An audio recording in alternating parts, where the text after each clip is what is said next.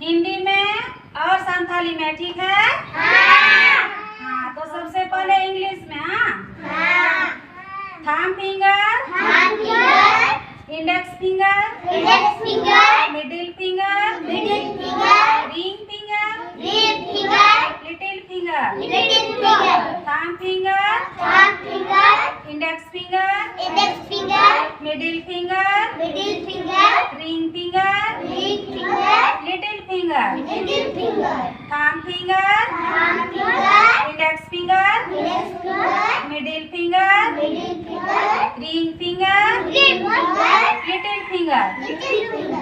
अब हिंदी में अंगूठा, तर्जनी, मध्यमा, अनामिका, कनिष्ठ। अंगूठा, तर्जनी, मध्यमा, अनामिका, कनिष्ठ।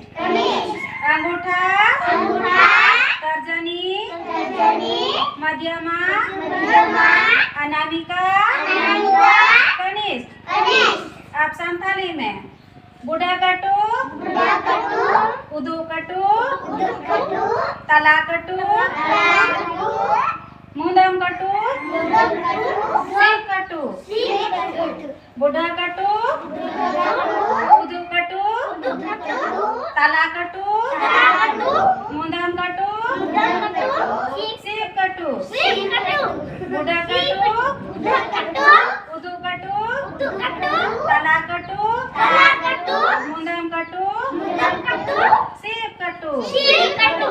तो अच्छा लगा ना?